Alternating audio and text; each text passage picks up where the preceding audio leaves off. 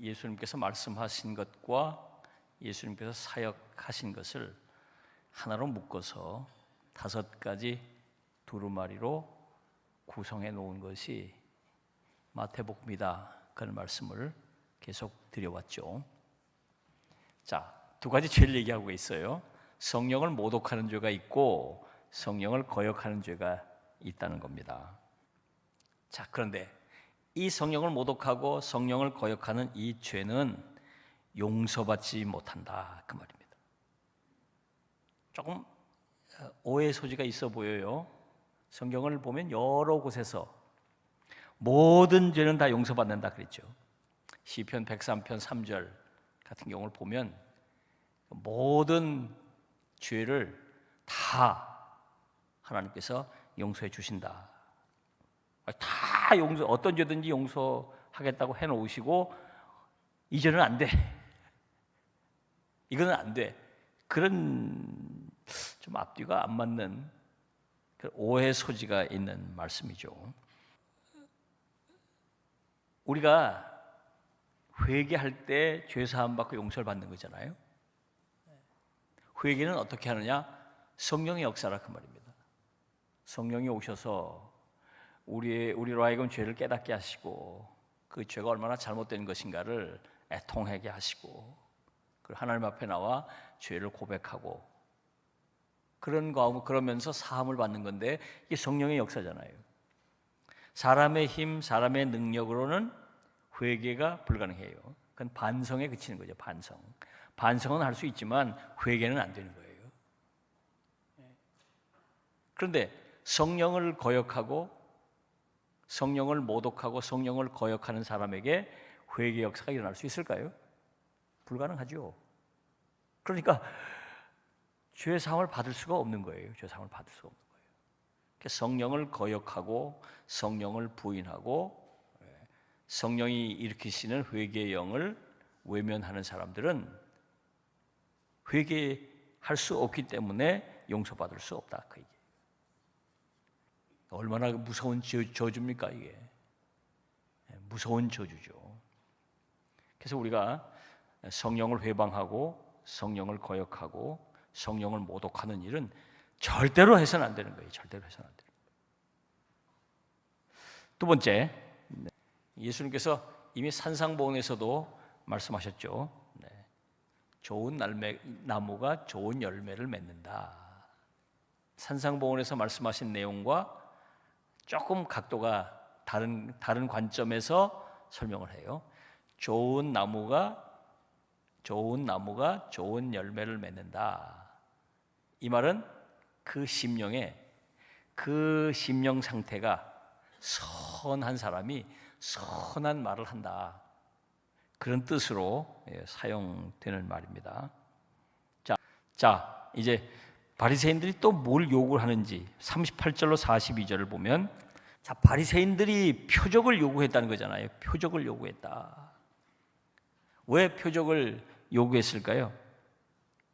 예수님을 착잡고 트집을 잡기 위해서 표적을 요구한 것입니다. 사도 요한이 말씀하고 있는 표적은 그 사건을 통해서 하나님의 말씀을 깨닫고 더 깊은 영적 진리를 알아가는 데 사용하는 도구로 표적을 얘기하고 있는데 비해서 이 사람들은 뭘까요? 그 사건을 통해서 자기들이 기소하고 자기들이 공격할 꼬투리를 잡으려고 하는 대상으로 표적을 쓰고 있다, 이 말입니다. 아주 악한 표적을 악하게 쓰려고 하는 것이고, 사도 요한은 선하게 표적을 쓰고 있는 것이죠. 우리가 하나님의 말씀을 듣고 또 하나님께서 행하신 놀라운 역사를 구할 때도 그게 뭘 위해서 그것을 구하는가? 우리가 더 믿음의 생활을 잘하고 영적으로 깊이가 있고 정말 이렇게 영적으로 선한 뜻으로 그런 것들을 구해야지, 자기 개인적인 어떤 의도와 목적을 이루기 위해서, 다시 말하면 자기의 뜻을 이루기 위해서 기적을 구하거나 표적을 구해서는 안 된다 이거죠.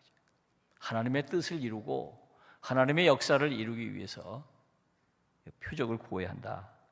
그런 깨달음을 우리가 여기서 얻게 됩니다. 자, 43절로 45절, 굉장히 의미심장한 말씀이에요. 이게 무슨 뜻일까?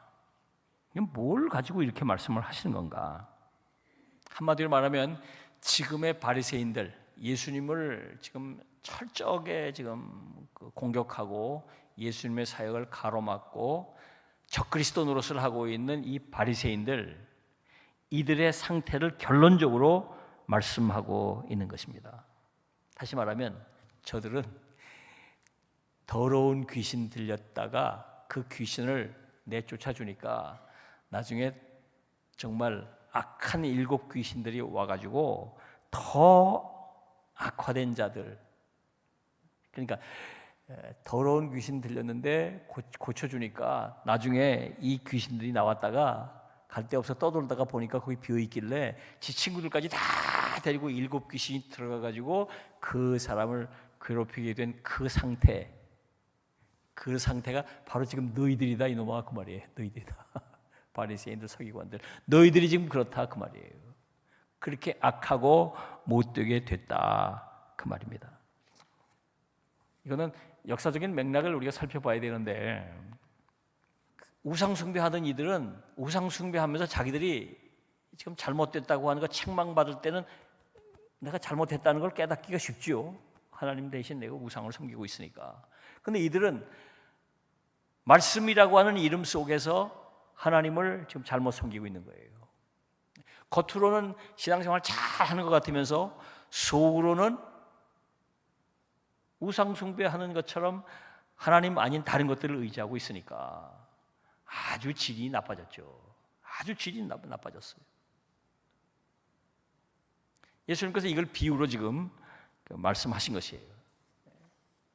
귀신 들린 사람을 내쫓아 줬더니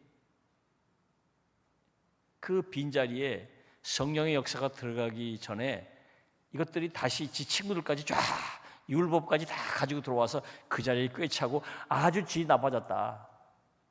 지금 그들이 너희들이다. 지금 그 얘기를 하시는 거예요. 자, 46절로 50절 여기 뜻밖의 얘기가 또 나오죠. 진정한 가족은 누구냐? 예수님의 어머니와 동생들이 있었죠. 예수님의 아버지, 육신의 아버지 요셉은 일찍 세상을 떠나서 없고 이제 어머니 마리아와 동생들이 있었던 거죠. 그런데 이때만 해도 예수의 말씀을 믿지 않고 이들이 예수를 메시아로 존중하지 못했습니다. 그래서 여기 보면 밖에 있었다. 그래서 밖에 있었다. 아니 들어와서 말씀을 들으면 될 텐데 말씀을 듣지 않고 밖에 있었다는 거예요.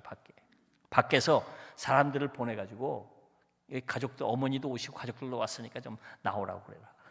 지금 그런 상황이 된 거죠. 그때 예수님께서 무슨 말씀을 하셨냐면 누가 내 어머니이며 누가 내 동생들이냐. 아주 강력한 말씀을 하신 거예요. 그 이유는 뭘까요? 예수님이 이렇게 말씀하신 이유는 이렇게 악하고 패역한 세대 속에서 정말 중요한 것은 혈연으로 이어지는 육적 관계보다 믿음으로 이어지는 영적 관계가 더 중요하다는 것을 강조하시기 위해서 던진 말씀이에요. 뭐라고 말씀하셨냐면 오늘 본문을 보세요. 누구든지 하늘에 계신 내 아버지의 뜻대로 하는 자가 내 형제요 자매요 어머니라. 네, 하늘에 계신 아버지의 뜻대로 행하는 사람이 내 형제요 자매다.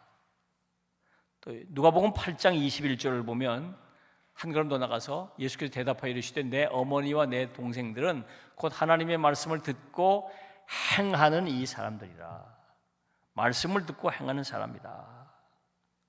다시 말하면 예수를 영접하고 성령이 충만하고 하나님의 사람이 돼서 하나님의 말씀대로 순종하며 사는 사람, 그들이 내 형제요 자매요 내 어머니고 내 가족이다. 그런 말이죠. 마태는 이 말씀을 통해서 복음을 듣고 복음을 영접하고 복음대로 사는 그들이 다 예수님의 가족이다 그 말이에요. 그래서 우리는 한 영적인 가족이 되는 것입니다. 우리는 서로 영적인 가족인 것이. 그러니까 차원이 달라지는 것이죠. 가정에 육적인 가족이 있다면 교회에서의 우리들은 영적인 가족이 되는 것입니다. 새로운 차원의 가족을 또 갖게 되는 것이죠. 지금 그만큼 이 믿음의 세계가 새로워진다 하는 것을 우리가 보게 됩니다. 자, 결론적으로 오늘 본문의 메시지를 좀 찾아보면 첫 번째로 성령의 사역을 존중하자. 성령은 오늘도 우리 안에서 역사하십니다. 그분의 사역을 존중하고 그분의 사역을 따르고 귀히 여기는 삶을 살아야 돼요. 성령의 사역을 엉뚱하게 이야기한다면 그건 성령을 모독하는 죄일 수 있어요. 성령의 역사를 내가 의도적으로 거역하고 거절하고 거부하고 남들이 행하는 그 일들을 내가 방해한다면 이건 성령 거역죄가 되는 것이에요. 늘 성령의 사역을 존중하고 성령의 역사를 순종하며 따를 필요가 있습니다. 두 번째, 우리가 표적을 구하지 말자. 표적을 보여달라 그러잖아요. 이 표적만 구해주면 나 예수 믿겠다. 이 병만 낫게 해주시면 내가 예수 믿겠다. 이번에 우리 아이가 대학만 잘 들어가면 나 예수 믿겠다. 이번에 뭐 이 사업만 잘 되면 내가 뭐 헌금 얼마 하겠다. 이런 식의 그 접근은 바람직한 접근이 아니에요. 그건 옳은 일이 아니에요. 거기 사단이 틈을 탈 수가 있기 때문에 아주 조심해야 돼요. 아주 조심해야 돼요. 자꾸 표적을 구한다. 표적은 주님이 우리에게 보여주시는 것이지 이 표적을 달라.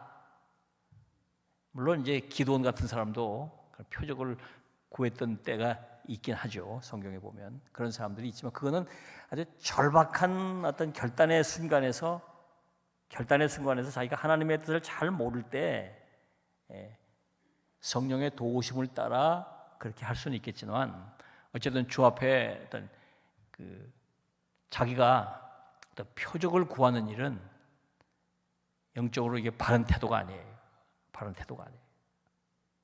성령께 깨닫게 해달라고 구하면 표적이 없더라도 우리는 얼마든지 깨달을 수 있는 것이니까요. 자, 그리고 마지막으로 중요한 것은 예수의 가족으로 살자. 우리는 예수의 가족으로 살아야 한다. 가족이 되어야 한다. 예수의 가족이 되는 일은 하나님의 뜻대로 행하는 것이에요. 하나님의 뜻대로 행하는 것이 예수의 가족이 되는 것입니다. 그래서 오늘 이 말씀을 따라 여러분이 더욱더 성령의 역사 가운데 하나님의 말씀에 순종하시고 또 그래서 모두가 더욱 신실한 우리 주님의 가족들이 되시기를 주님의 이름으로 부탁합니다. 기도하겠습니다. 고마우신 아버지 하나님, 하나님의 은혜를 감사합니다. 오늘도 말씀하시고 깨닫게 해주신 것을 감사합니다. 성령이 충만하게 하시고 저희들이 하나님의 말씀에 순종하며 하나님의 뜻을 행함으로 하나님의 가족으로, 하나님의 자녀로 우리 주님의 형제와 자매로 살아갈 수 있도록 함께하여 주옵소서. 예수님의 이름으로 기도하옵나이다. 아멘.